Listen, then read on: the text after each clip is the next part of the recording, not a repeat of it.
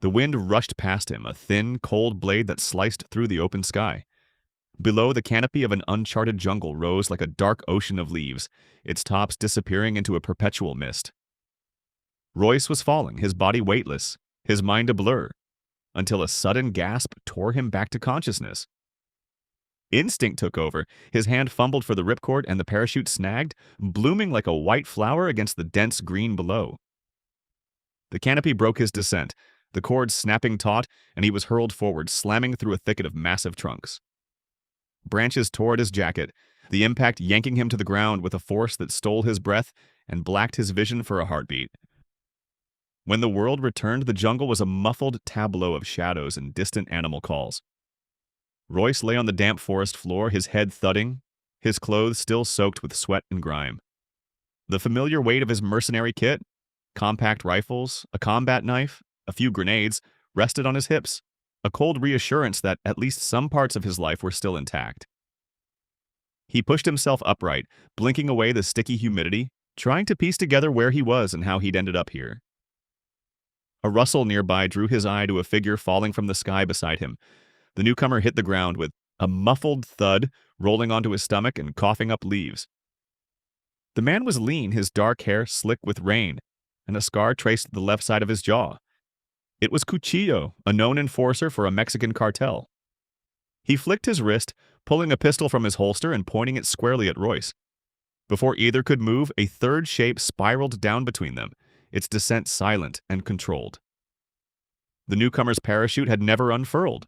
The cords were tangled, the fabric shredded mid-flight, and his body hit the earth with a sickening crunch.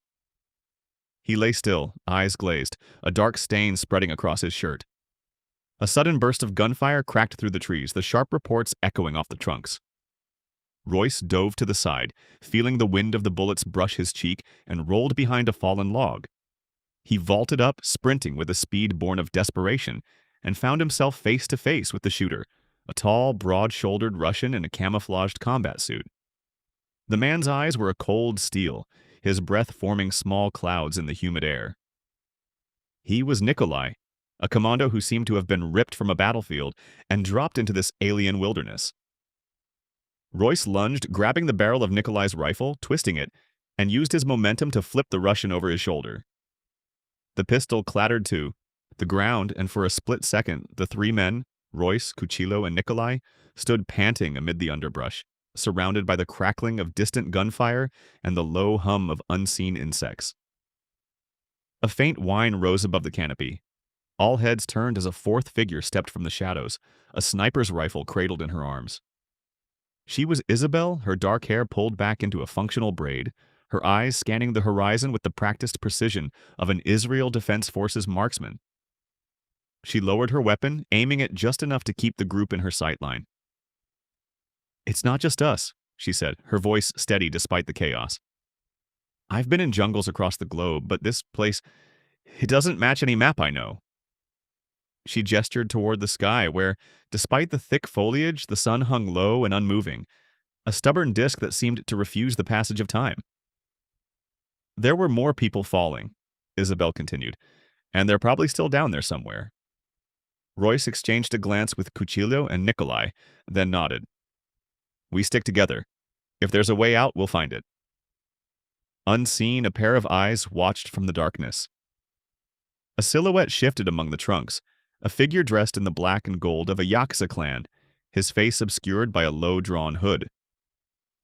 Hanzo moved silently, his boots slipping into the thick mud that clung to his soles. The mud was deep, sucking at his feet, and he paused, pulling his shoes off and setting them aside. He decided to crawl, letting his body slide on the slick earth, his breath shallow as he listened to the grove's hidden murmurs. The group forged deeper, the path narrowing to a tangled maze of vines and broken branches. They stumbled upon a clearing where two men were locked in a brutal melee. One was gaunt, his eyes wild, his limbs moving with a feral intensity.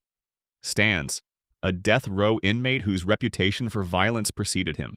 Opposite him stood a broad-shouldered figure with a scar running down his cheek, his posture disciplined, his clothing marked by the colors of a South African rebel faction. He introduced himself simply as Mombasa. The fight broke apart the moment the quartet appeared, weapons drawn, Stan's breathing was ragged, but his eyes flickered with an unsettling calm. "You're not the only ones dropped," he rasped, tightening his grip on a makeshift club. "There's a man up in a tree." Mombasa squinted upward, following the line of Stan's gaze. High above the canopy, a lone silhouette dangled from a massive branch. A thin figure swayed gently, clutching a parachute that had become tangled in the foliage. It was Dr. Edwin, a medical researcher whose coat was stained with leaves and sap. Royce lifted his rifle and fired a precise shot at the branch, sending it splintering and allowing Edwin to plummet into a shallow, crystal-clear lake that mirrored the surrounding foliage. Edwin surfaced, sputtering, his face a mask of confusion. I don't remember anything," he croaked, water dripping from his hair. "I was testing something, the same as all of you, I suppose." The group gathered around the lake, the tension easing for a moment as they exchanged brief introductions. Isabel, ever wary, kept a discreet distance from Stans, whose comments slipped into a low, unsettling murmur about the beauty of the jungle's decay. Their conversation was cut short when a muffled thud reverberated through the ground. Hanzo, who had been crawling ahead, emerged from the mud, his eyes fixed on a strange totem half buried at the base of a massive tree. The totem was a grotesque arrangement of bones, beads, and broken metal, some of it still glistening with fresh blood. Mombasa knelt, tracing the edges with a reverent hand. "Hunter trophies," he muttered. "In my culture, the warrior with the most trophies earns the highest respect. This is a collection." Nikolai glanced at the macabre pile, his expression unreadable. "It could be a test," he suggested, "or a warning." Isabel shook her head. "Not all of us are soldiers. Some of us are civilians. The purpose isn't clear." Cuchillo, ever pragmatic, added, "Maybe someone's holding us for ransom, or it's an experiment." Stans, his voice low and conspiratorial, whispered, "Or this could be hell." A silence fell over the clearing, broken only by the distant calls of unseen birds. Royce stepped forward, his voice cutting through the night. "Arguing about why we're here won't get us out. We need a plan." The group tightened its formation, and they pressed onward, the jungle growing denser with each step. A delicate white flower caught Nikolai's eye, its petals glistening with dew. He reached out, his fingers trembling with anticipation. Before he could touch it, Edwin stepped forward, placing a hand over Nikolai's wrist. "That flower's poisonous," he warned, his tone urgent. "One touch and you'll be paralyzed completely. I've read about it. It's a toxin used by indigenous tribes to immobilize prey." Nikolai nodded, humbled, and promised to keep Edwin safe in return for his guidance. The group moved on, driven by an unspoken pact that each would watch over the others, that the only way out was together. Later, as the sun slipped lower, Isabel halted the march. She knelt in a shallow puddle, pulling a small metal disc from her pocket. "I made a compass," she said, laying the disc on the water's surface. The rudimentary device spun endlessly, never settling. "It just circles," she murmured, frustration seeping into her voice. Royce leaned over, squinting at the horizon. "The sun hasn't moved since we landed. It'll be hard to orient ourselves without it changing." He paused, his mind racing. "All of us are dangerous, capable fighters. That can't be a coincidence. I think something, or someone, picked us and dropped us here on purpose." Isabel's brow furrowed. "You were in the military before, weren't you? That could explain why they chose you." Royce gave a curt shake of his head. "I won't talk about it." He focused instead on the path ahead, aware that every step brought new dangers. The jungle opened onto a clearing where a massive steel cage lay half buried in the underbrush, a rusted sheet draped across its mouth. The group approached cautiously, their weapons trained on the unknown. Together they lifted the sheet, expecting perhaps a captive animal or a hidden stash. The cage was empty, but dark stains stained the metal, fresh and gleaming in the dim light. Strands of dried blood clung to the bars, hinting that something massive and terrifying had once been trapped within. Looking up, they saw dozens of similar cages suspended in the branches above them, some swaying gently in the wind, others cracked wide open as if something had ripped them free. The sight was unsettling, a silent chorus of missing occupants. A chill settled over the group as they realized they were not alone in this forest. Mombasa's boots caught a low branch that snagged his ankle. He stumbled forward, his weight sending a hidden trigger into motion. Before anyone could react, a series of massive wooden spikes shot up from the ground. A swinging log vaulted through the air, and a colossal bear trap snapped shut only inches from his foot. The jungle seemed to come alive, turning against them with an orchestrated ferocity. The five of them dove, rolled, and vaulted, each narrowly escaping the deadly constructs. Isabel sprinted, her boots slipping on a shallow pit. She fell, teetering on the edge of a deep, dark hole, the darkness yawning below. She clawed at the edge, her breath ragged, the sand slipping between her fingers. Royce dove after her, grabbing her forearm and pulling her to safety, just before she disappeared into the abyss. She steadied herself, her rifle's scope trained on the entrance to the trap, seeking the mastermind behind it. The sight was grim, a corpse draped across a platform, its skin already showing signs of decomposition. Edwin knelt, his fingers tracing the bone's hollowed areas. 2 weeks, he whispered, noting the state of decay. Nikolai searched the corpse's pockets, pulling out a faded insignia, an American Special Forces unit's patch. He was a U.S. soldier, he said, voice low. Those traps weren't meant for us. They were meant for whatever killed him. Whatever that thing is, it's bigger and smarter than any of us.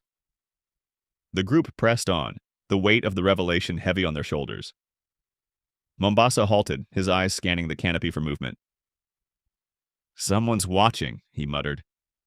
The trees seemed to pulse, a faint red glow flickering in the underbrush. Infrared lenses clicked, tracking every breath, every whispered word. The forest itself had become a sentinel, echoing their every utterance. Finally, after hours of bruised legs and shredded clothing, the dense canopy began to thin. They emerged onto a small ridge that offered a view of the sky above. The sight that greeted them was nothing short of terrifying.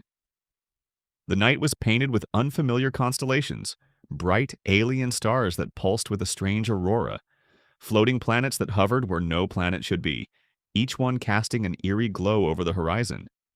No earthly moon. Realization struck the group like a bolt of lightning. They were not on any known part of Earth. Royce swallowed, his throat dry. We need to find out who put us here, he said, his voice steady despite the tremor of fear. And we need to make them send us back. Before they could plot their next move, a low, humming drone buzzed overhead, its metallic casing reflecting the strange sky. Stans shouted, his voice edged with panic. Give me a gun! I can't fight with this crap! He lunged at the drone, fists raised. Before the brawl could erupt, a guttural roar shattered the uneasy calm of the ridge. From the shadows of the jungle burst a hulking beast, a mass of twisted fur, jagged teeth, and glowing eyes. It lunged, claws outstretched, its massive form crashing through the underbrush. The group opened fire instinctively. Isabel's rifle cracked, a single bullet finding a gap between the beast's ribs. It staggered, then fell, a dark pool of blood spreading across the ridge. But the fallen creature was only the first. More silhouettes erupted from the trees, each bearing the same grotesque features. The predators swarmed, teeth bared, snarling as they closed in. Edwin and Stans, unarmed, broke into a frantic sprint, seeking any cover they could find. A massive beast lunged directly at Edwin, its snarling jaws snapping inches from his shoulder. Isabel, eyes narrowed, took a breath, steadied her aim, and squeezed the trigger. The bolt of metal found its mark, piercing the creature's eye and sending it sprawling into the tangled roots. Nikolai and Hanzo, their rifles blazing, dispatched another monster with a spray of bullets, their movements synchronized from years of battlefield discipline. Royce, his combat knife glinting in the alien light, leapt forward, sidestepping a swipe and thrusting the blade deep into the beast's flank. The creature's hide split, and it convulsed before collapsing. The fight was fierce, but the group's training and sheer will carried them through. Blood slicked the ridge, the air thick with the scent of iron and the cries of dying beasts. When the last roar faded, a heavy silence settled over the clearing. The survivors, breathing heavily, exchanged looks that mixed relief with the dawning understanding that their trial was far from over. Royce scanned the horizon, his gaze landing on a faint, pulsing beacon high above among the alien constellations. A sleek metallic structure hovered, its surface reflecting a kaleidoscope of colors. It was an unmistakable signal. Something, or someone, was watching, perhaps even waiting. He turned to his companions. "That's our next step," he said, voice edged with resolve. "Whatever put us here left a trail. We follow it. We find the answer." The group gathered their scattered weapons, tending to wounds and supporting one another as they descended back into the jungle. The path ahead was uncertain, the dangers countless, and the questions unending. Yet, for the first time since the world had spun them from sky to soil, they moved as one, each footfall a promise that they would not surrender to the unknown. The jungle stretched endlessly, alive with whispers and hidden eyes, but the strange beacon above shone like a lighthouse in an alien sea. Their hearts beat in unison, a eerie chorus of reluctant heroes bound together by fate, ready to confront whatever lay beyond the canopy, be it a cruel experiment, a hostile force, or a doorway back home. And as they vanished deeper into the emerald maw, the forest seemed to inhale, waiting to see whether the fallen would rise again or become another secret the jungle would keep forever. Stans felt the creature's clawed hand slam into his chest, the sudden weight knocking the breath out of him. He scrambled to the ground, the cold steel of his knife already slick with sweat, and thrust it toward the beast's throat. The monster snarled, its eyes glowing a sickly amber, and lunged again. Just as Stans thought the knife would miss, a burst of gunfire rang out from the tree line. Mombasa burst into view, his rifle blazing, and the creature crumpled in a spray of black blood. Meanwhile, Edwin had fled upward, scrambling up a towering kapok tree until the canopy swallowed him. Below, Isabel found herself backed against a rocky outcrop, the snarling mouth of a massive predator only a few yards away. Panic rose in her chest. She imagined the cold steel of a final bullet, the darkness that would follow. In that instant, a high-pitched whistle echoed through the dense foliage, a sound that seemed to come from the heart of the jungle itself. Every animal, every hunting dog that had been prowling the shadows halted, ears cocked, then retreated in unison, disappearing into the underbrush. When the howl of the whistle faded, the four survivors regrouped on a narrow ridge overlooking a shallow valley. Their breathing was ragged, their clothes torn, but they were alive. The silence that followed was broken only by the rustle of leaves. Stans, his knife still slick, tried to make sense of what had just happened. "They're testing us," he said hoarsely. "Those dogs, they were scouting the enemy." Royce, who had been watching the horizon with narrowed eyes, nodded. "The planet is a hunting ground," he said. "Everything we've seen, those dogs, the traps, the cages, are bait. They're feeding these creatures, then letting them hunt us for sport." A sudden rustle from the far side of the ridge made them jump. A voice, familiar and pained, called out from the canopy, "Help! Please!" It was Cuchillo, his throat raw from blood, his body crumpled on a fallen log. Isabel's heart squeezed. She took a step forward, intent on pulling him to safety. Before she could reach him, Royce raised a hand, his expression hard. "It's a trap," he warned, tossing a stone onto the ground. The stone hit a concealed pressure plate, sending a spray of invisible needles into the air. Stans glanced at the wounded man, then at Isabel. "We can't save him. We're outnumbered and exposed." The others fell silent, each weighing the cost of an impossible rescue. As the men retreated, Isabel's eyes filled with tears. She knelt beside Cuchillo, her hand shaking, and pressed the barrel of her pistol to his forehead, pulling the trigger. The crack of the gun was swallowed by the jungle, and Cuchillo's body fell limp. For a moment, the forest seemed to hold its breath. Then a distant, hollow voice called out again, pleading for help. Isabel's skin prickled. She realized the sound wasn't real. It was a recording, a lure set by someone who watched from the shadows. They moved on, the weight of that deception pressing on their shoulders. Royce, ever the analyst, crouched low and studied a set of fresh paw prints embedded in the mud. "The hunter wants us to run," he murmured. "If we stay ahead of the dogs, we might catch the hunter before he can set another trap." Their path led them to a clearing that resembled a macabre marketplace. Human and alien corpses dangled from sharpened stakes, their throats slit, their eyes staring blankly into the night. The ground was slick with the viscera of strange beasts. Scaly, feathered, and armored forms all mingled in a grotesque stew. The sight confirmed a terrible truth. They were not the only ones taken from Earth, not the only ones harvested for sport. At the far end of the camp, tied to a rusted post, loomed a towering creature of mottled skin and multiple limbs.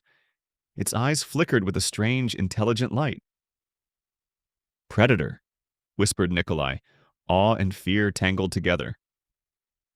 Isabel's breath hitched. She stared at the beast, recalling a childhood story about a similar creature that had haunted a 1987 Guatemalan legend.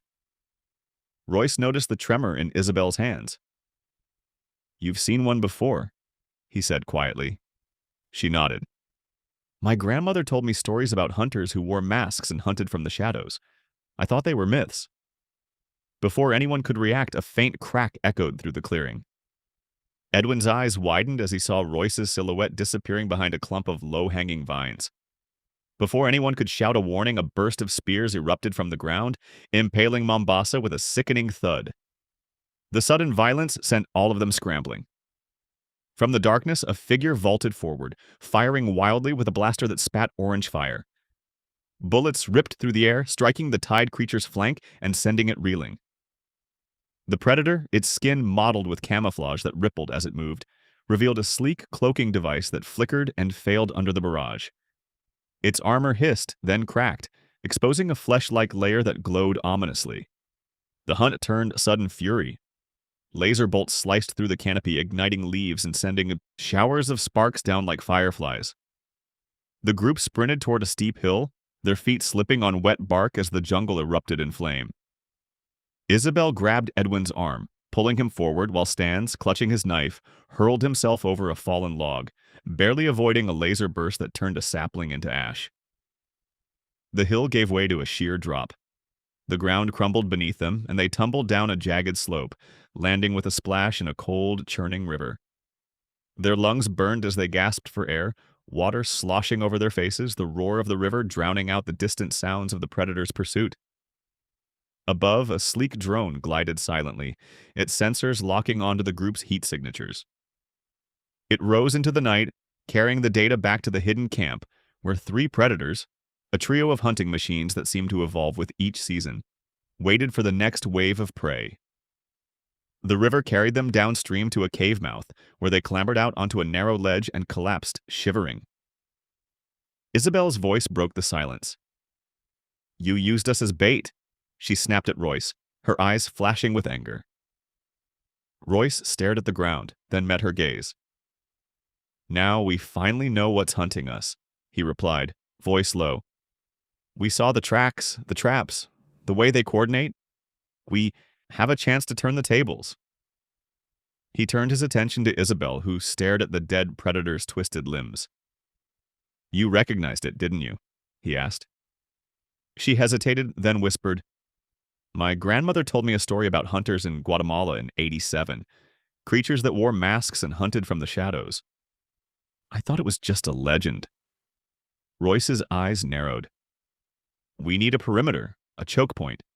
If we can force the predators into a confined space, they won't be able to use their cloaking to outflank us." The others nodded, each understanding the grim necessity. They set up crude barricades from fallen trunks and tangled vines, positioning themselves around the cave's entrance. Isabel lifted her scope, scanning the darkness. The jungle held its breath. The enemy was listening, but nothing moved. Royce whispered a plan. "Edwin, you'll be the bait. Run out into the open, make enough noise to draw them in. When they chase, we'll be ready." Edwin's jaw tightened. He sprinted into the moonlit clearing, shouting and firing his rifle into the trees. The sound echoed, a perfect lure. The predators, sensing prey, emerged from the shadows, their cloaked forms flickering like heat haze. Isabel's finger tightened on the trigger of her sniper rifle. She tracked a moving silhouette, took a breath, and let the bolt fly. The shot ripped through the air, striking a creature that collapsed into a tangle of wires and metal. The group rushed forward, expecting a dead predator, but the body crumpled into a heap of ragged clothing and flesh. "Not a predator," whispered Stans, crouching to examine the wreck. "Just a victim, probably one of those we saw in the cages." The gunshot had missed. The bullet had lodged in a tree trunk a few feet away. A muted voice crackled through the trees, then a figure stepped out of the gloom, the cloak of invisibility flickering as he lowered his mask. He was not a predator at all, but a man. Skin weathered, eyes haunted. "I'm Noland," he said, voice hoarse. "You've been making too much noise. The predators will hear you and they won't give you a chance to hide." He gestured toward the horizon where dark clouds gathered. "A storm is coming. We need shelter." Noland led them to an old, broken starship, half buried in the underbrush, a rusted husk that looked like a massive coffin. Inside, the air was stale but dry. He explained that he had been dropped here a decade ago, part of a military extraction that went wrong. He had survived by scavenging the wrecks of dead predators and the remnants of their victims. He spoke softly, sometimes to an empty corner of the ship, as if conversing with an unseen companion. "I've learned a few things," and he said, "You must mask your heat signatures, otherwise they'll track you like wolves. The larger predators and the smaller ones never get along. That's why the tied-up creature was left alone. Each season, 3 predators arrive with new tech. They adapt, they learn, and they hunt harder." Royce's mind raced. If they keep coming back, there must be a ship that brings them here. A carrier, perhaps. Noland laughed bitterly. "A carrier, yes, but we can't fly it. It's a massive vessel, and nobody here knows how to pilot it. All we have is this broken hull." The night grew colder. Noland lit a fire in the ship's old galley, the flames throwing dancing shadows on the steel walls. The group settled, each nursing wounds and fatigue. Nikolai pulled out a battered photo of his children, the edges frayed, his eyes softening as he whispered their names. Stans showed a tattoo inked on his forearm, a twisted knot that, in his language, represented a sister he had lost. Hanzo, who had spoken little since their arrival, finally raised his voice. "I found a sword," he said, holding up a rusted katana. "It's a samurai blade. I didn't know you spoke English, Edwin." Edwin smiled weakly. "You were silent for a reason, Hanzo." The man's fingers were missing at the tips, the remnants of a punishment for speaking too much, a reminder of the brutal discipline that had shaped him. Isabel leaned forward, eyes intense. "I think we were chosen because on Earth we were the hunters. We're the monsters they want to test." Royce's gaze was fixed on the ceiling of the wrecked starship. "If we can turn the captured predator against its own kind, maybe we can commandeer the carrier. The enemy of my enemy is my friend." Noland stared at the group, his expression a mix of weariness and hope. "You have courage," he said slowly. "Just remember, the predators evolve. What works today may fail tomorrow." The wind howled outside, rattling the metal panels. The storm rolled in, a blanket of rain thundering against the hull. In the dim light, the survivors exchanged glances, each understanding that their fight was far from over. The jungle beyond the broken ship held countless dangers, but together they had forged a fragile alliance, a coalition of the hunted, the wounded, and the desperate, ready to face the relentless hunters that stalked them from the shadows. The thick, acrid smoke poured in through the vents, choking the air until the lanterns flickered and went out. When the haze finally cleared, the crew realized Noland was gone, and the only exit was sealed shut. Edwin, his face streaked with soot, paced the cramped corridor and muttered that Noland must have set a trap to steal their supplies and kill them all. Outside, the distant sound of a fire crackling could be heard as Noland fanned the flames with a metal rod, his silhouette a dark blur against the blaze. Royce, never one for subtlety, slammed a makeshift explosive against the wall in a desperate gamble. The blast echoed through the metal bulkheads, sending a shockwave that threw dust and debris into the air. For a heartbeat, the crew thought the wall might give, but it held firm, its surface unmarred. The explosion, however, was not intended to breach the barrier at all. Royce had calibrated the charge to be loud enough to draw the attention of something else. A predator that lingered nearby, hidden behind the ship's mantle of cloaking technology. The predator's visor lit up for the first time, its infrared pattern bathing the hallway in a cold blue glow. It turned toward the source of the noise, and without hesitation, unleashed a torrent of laser fire that vaporized Noland in an instant, reducing him to a plume of ash before he could even register the danger. The alien's next move was oddly playful. It tapped a small panel on the adjoining wall, and a hidden hatch sputtered open, revealing a narrow, darkened passage that led directly into the crew's cramped quarters. The Predator lingered at the opening, its massive frame casting a menacing shadow, then withdrew as though it were savoring the moment. Royce stepped forward, his pulse quickening, and slipped a flare into the tiny gap. The flare sparked, casting an eerie orange light down the shaft and confirming that the Predator had indeed moved away, its cloaking field flickering under the sudden illumination. With a collective grunt, the group pried the panel loose and shoved it aside, forcing the heavy slab aside enough to crawl through. The narrow corridor they emerged into was a labyrinth of dimly lit passages, their walls slick with condensation and the faint stench of oil. Every footstep echoed, and the darkness seemed to press in on them from all sides. As they pressed onward, the ship's power flickered and died, plunging the crew into pitch black.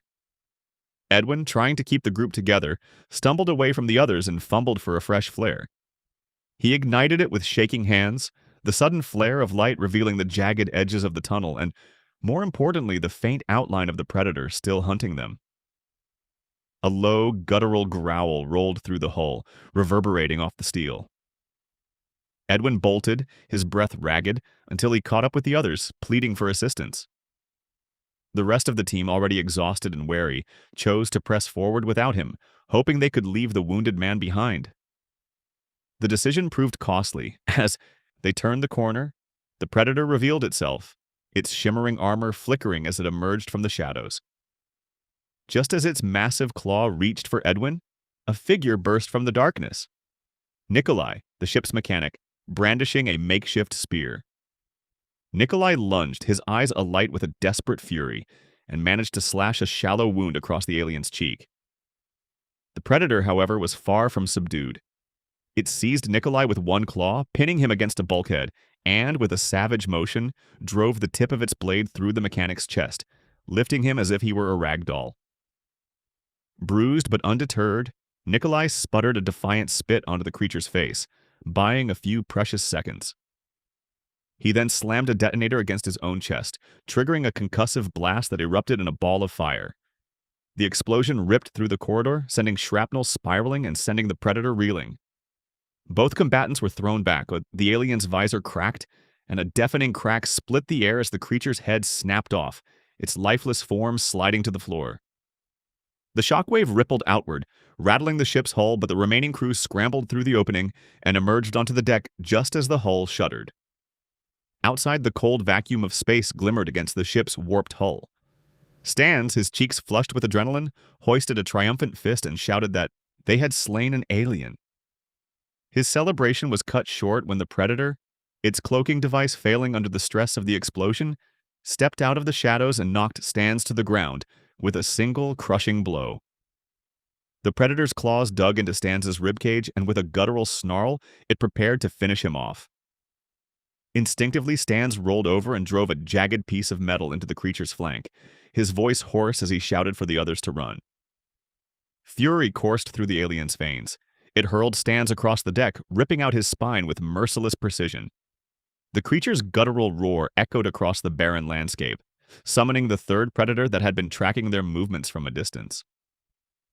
The new arrival emerged from the dust, its bio-optic eyes scanning the carnage and locking onto the fleeing trio.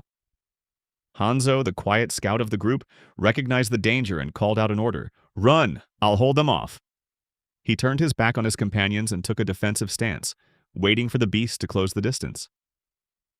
As the trio sprinted away, Hanzo slipped off his jacket, unsheathed his katana, and stepped forward to meet the approaching hunters. The Predator's blade, a wicked, serrated edge, reflected the dim light of the distant stars. Sparks flew as steel met alien alloy, and the two warriors clashed, in a ferocious duel. The alien's overwhelming strength drove Hanzo backwards several times, but the scout's agility kept him from being crushed. He managed to slice a shallow cut across the creature's abdomen before the Predator's massive arm swung him aside. Their blades collided again and again, each strike sending shockwaves through the metal floor. Finally, both combatants lunged simultaneously, their weapons intersecting at the point of contact. The collision sent them sprawling onto the deck, and the alien's head lolled to one side as its heart stopped beating. Hanzo, clutching his katana and bloodied, breathed heavily, his vision narrowing as the alien's life drained away. Back in the corridors, Edwin, his boot caught in a concealed pressure plate, stumbled onto a hidden trap. A net of razor-thin wires stretched across the floor. The wires snapped shut around his legs, immobilizing him. He flailed, trying to free himself, but the net tightened, pulling his limbs into a painful grip. Royce, eyeing the trap with a mixture of disgust and curiosity, remarked that it was designed not to kill, but to hold an enemy in place. He knelt beside Edwin, realizing the doctor was now a dead weight that would slow them all down. "Leave him," Royce said, his voice low, "or we can set a booby trap for anyone who comes after us." Edwin, trying to seem useful, produced a faded photograph of a family and pretended it was his own, perhaps hoping to tug at a cord of empathy. Isabel, ever the moral compass, refused to abandon a comrade, even one who might be compromised. She hesitated, torn between survival and compassion. Seeing her indecision, Royce turned his back on the group and slipped away into the darkness, determined to find his own way out. He made it to a derelict camp on the planet's surface, where a captured predator was shackled to a rusted post. Royce approached, his hands raised, and said, "I'll trade you freedom for safe passage off this world." The alien's visor flickered, and it seemed to understand. Royce cut the chains, freeing the creature. In an instant, the predator lunged, clamping its massive jaws around Royce's throat.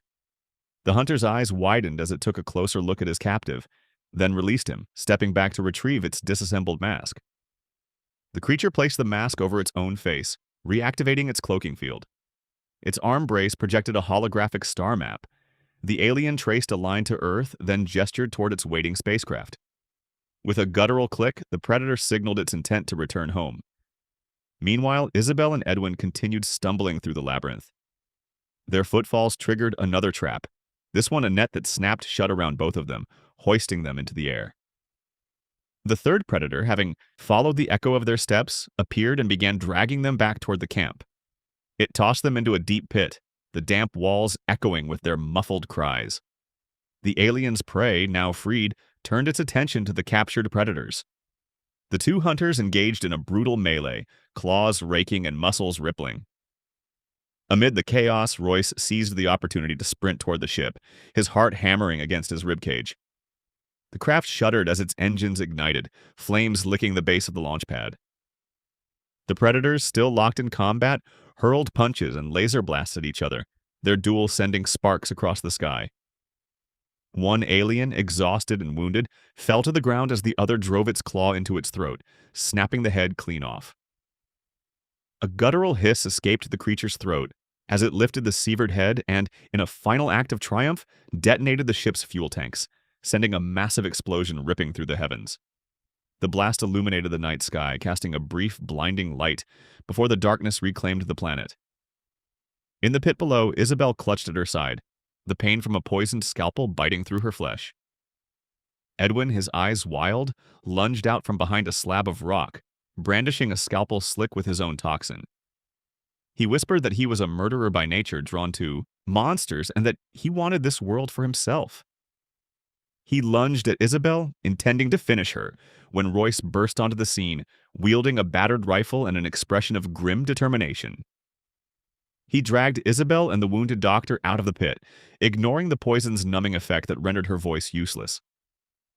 They stumbled onto the deck, the ship's hull still trembling from the earlier explosions. Royce turned to confront Edwin, who tried to strike from behind, but Royce was faster. He seized the doctor's throat, twisting it until Edwin's own poison coursed back into his veins, causing the man to convulse. Royce, with a cold efficiency, set a series of explosives around Edwin's body and retreated. When the predator approached the immobilized doctor, the concealed grenades detonated, igniting a firestorm that consumed Edwin and sent the creature recoiling, its armor singed, and its vision temporarily blinded. The alien, enraged, surged forward, its infrared sensors straining to locate Royce amid the inferno. Royce, aware that the creature's vision relied on heat signatures, waded into the flames, letting the searing heat mask his own body heat. He seized an axe from a broken crate and began a relentless assault, slashing at the predator's limbs while dancing through the fire. The creature, blinded and disoriented, swatted at him, knocking a nearby tree down onto Royce's hiding spot. The fallen trunk cracked, sending splinters into Royce's side, but he kept fighting, each strike sending the alien reeling. Finally, the predator, its senses overwhelmed, zeroed in on the faint rhythm of Royce's pulse. It lifted a massive claw and slammed it into the tree, sending a shockwave of wood and blood toward Royce. He staggered, then fell to the ground, blood seeping from a wound in his thigh. As the alien raised its blade for a finishing blow, Isabel, driven by a surge of fierce resolve, crawled forward and thrust her own weapon into the creature's side. The alien roared, spitting a spray of bright plasma that seared Isabel's shoulder.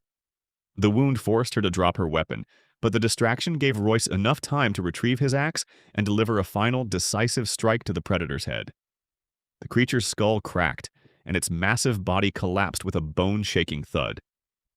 Panting, bloodied, and half-conscious, Royce stood over the alien carcass. Isabel, clutching her shoulder, leaned heavily on a nearby crate.